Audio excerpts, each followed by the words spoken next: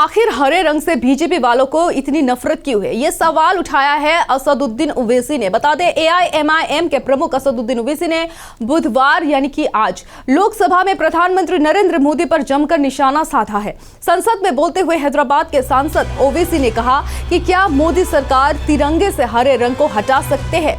सरकार को हरे रंग से इतनी समस्या क्यों है आखिर?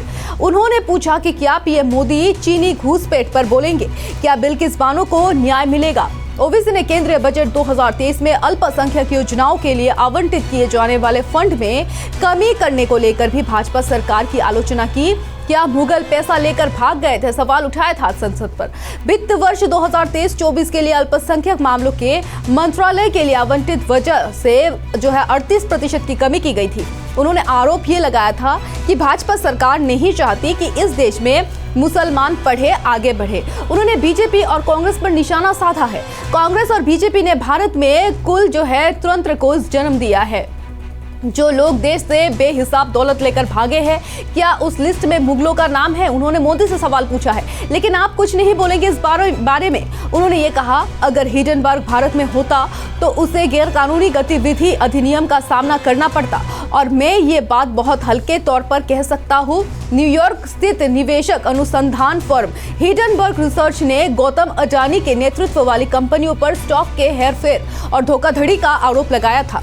इस रिपोर्ट के बाद अडानी ग्रुप की कंपनियों के शेयरों में गिरावट आई और यूपीए के आतंकवाद विरोधी कानून है, जिसे असाधारण परिस्थितियों के लिए तैयार किया गया है। ये 180 दिनों तक बिना जुर्माना के हिरासत में रखने की अनुमति भी देता है।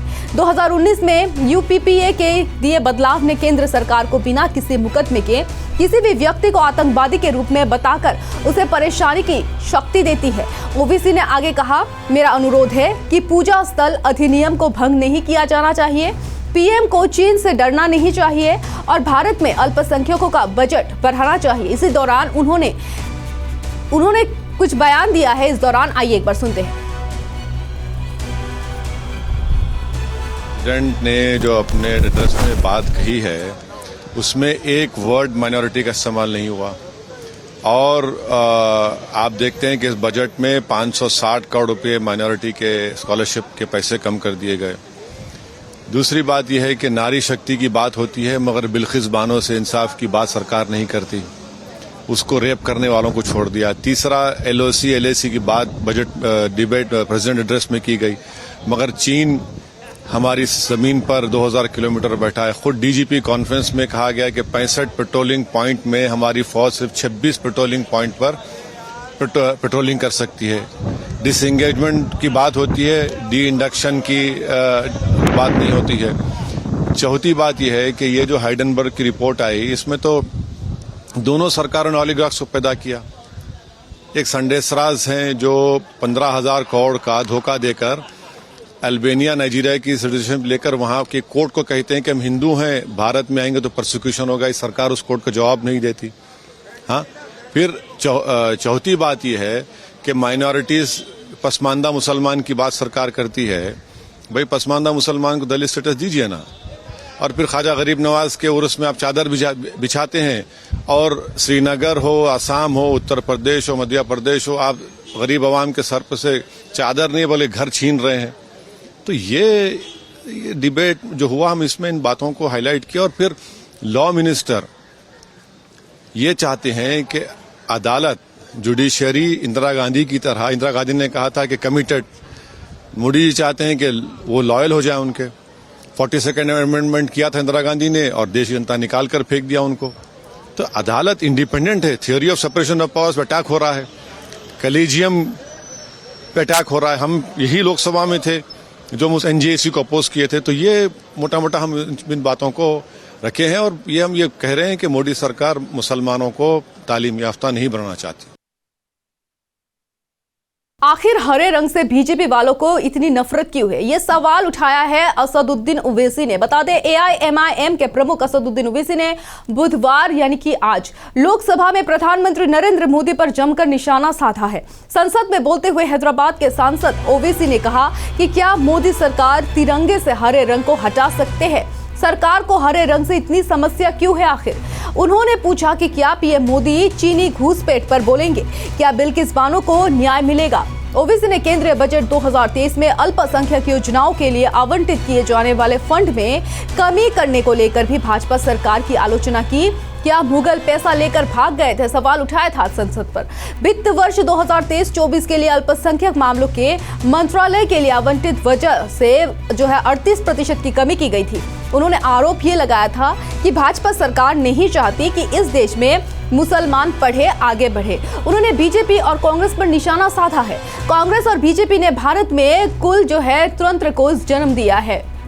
जो लोग देश से बेहिसाब दौलत लेकर भागे हैं, क्या उस लिस्ट में मुगलों का नाम है? उन्होंने मोदी से सवाल पूछा है, लेकिन आप कुछ नहीं बोलेंगे इस बारे में। उन्होंने ये कहा, अगर हिंडनबर्ग भारत में होता तो उसे गैरकानूनी गतिविधि अधिनियम का सामना करना पड़ता, और मैं ये बात बहुत हल्के तौर पर कह सकता हूँ। न्यूयॉर्क स्थित निवेशक अनुसंधान फर्म हिंडनबर्ग रिसर्च ने गौतम अडानी के नेतृत्व वाली कंपनियों पर स्टॉक के हेरफेर और धोखाधड़ी का आरोप लगाया था। इस रिपोर्ट के बाद अडानी ग्रुप की कंपनियों के शेयरों में गिरावट आई और यूपीए के आतंकवाद विरोधी कानून है, जिसे असाधारण परिस्थितियों के लिए तैयार किया गया है। ये 180 दिनों तक बिना जुर्माना के हिरासत में रखने की अनुमति भी देता है। 2019 में यूपीपीए के दिए बदलाव ने केंद्र सरकार को बिना किसी मुकदमे के किसी भी व्यक्ति को आतंकवादी के रूप में बताकर उसे परेशानी की शक्ति देती है। ओवैसी ने आगे कहा, मेरा अनुरोध है कि पूजा स्थल अधिनियम को भंग नहीं किया जाना चाहिए। पीएम को चीन से डरना नहीं चाहिए और भारत में अल्पसंख्यकों का बजट बढ़ाना चाहिए। इसी दौरान उन्होंने कुछ बयान दिया है। इस दौरान आइए एक बार सुनते हैं। प्रेसिडेंट ने जो अपने एड्रेस में बात कही है, उसमें एक वर्ड माइनॉरिटी का इस्तेमाल नहीं हुआ। और आप देखते हैं कि इस बजट में 560 करोड़ रुपए माइनॉरिटी के स्कॉलरशिप के पैसे कम कर दिए गए।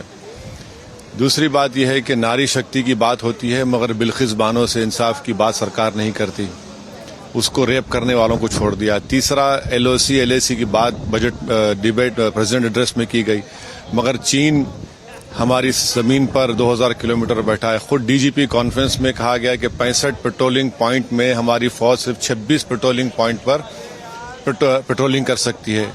डिसएंगेजमेंट की बात होती है, डी इंडक्शन की बात नहीं होती है। चौथी बात यह है कि ये जो हाइडनबर्ग की रिपोर्ट आई, इसमें तो दोनों सरकारों ने ऑलिगार्क्स को पैदा किया।